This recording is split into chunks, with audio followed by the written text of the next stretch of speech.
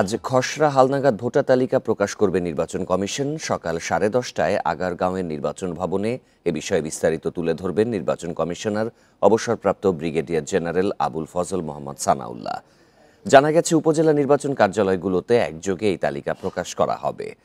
এই তালিকার ওপর কারো আপত্তি থাকলে তা 17 জানুয়ারি পর্যন্ত জমা দেয়া যাবে। আপত্তি ও সংশোধনের জন্য জমা দেয়া আবেদন 30 জানুয়ারির মধ্যে নিষ্পত্তি করা হবে।